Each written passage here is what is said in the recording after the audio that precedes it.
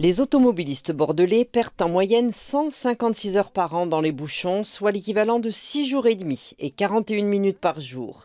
D'après le baromètre TomTom, Bordeaux reste la troisième ville la plus embouteillée de France, derrière Paris et Marseille. Le principal point noir, c'est la rocade, notamment aux heures de pointe. Évoquée depuis des décennies, abandonnée puis relancée récemment, la solution du grand contournement semble avoir été définitivement enterrée. Et la mise à 2 fois 3 voies, toujours en cours et jusqu'en 2022, n'a pas véritablement réglé le problème. L'autre problème, c'est la congestion des ponts. Plus de 317 000 véhicules empruntent chaque jour les ponts d'Aquitaine, Chaban, Saint-Jean et François Mitterrand. Certes, la fermeture du pont de Pierre en 2017 a réduit avec succès la circulation automobile dans le centre-ville, moins 3 000 véhicules environ. Mais une partie du trafic s'est reportée sur le pont Saint-Jean, finalement soulagée par la mise à 2 fois 4 voies du pont Mitterrand.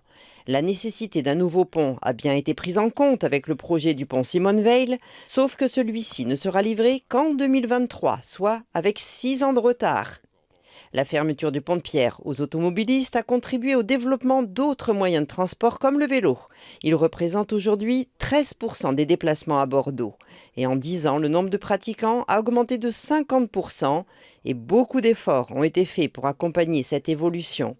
Mais Bordeaux est passé de la 3e à la 5e place des villes cyclables et peut mieux faire. Restent les transports en commun. Le réseau de tram ne cesse de s'étendre et prouve son utilité, mais aujourd'hui, avec 535 000 voyageurs jour, il arrive à saturation, notamment dans le centre-ville et aux heures de pointe. Le pic devrait être atteint en 2030 avec 800 000 voyageurs prévus.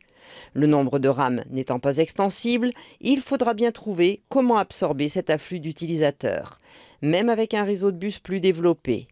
L'hypothèse d'un métro à Bordeaux a refait surface pour être de nouveau abandonnée. Une autre idée fait son chemin, celle de véritables navettes fluviales sur la Garonne. Le RER métropolitain, lui, serait sur les rails, de quoi venir grossir le flot de voyageurs dans les transports en commun, déjà saturés. Bref, à Bordeaux, le problème de la circulation se mord la queue.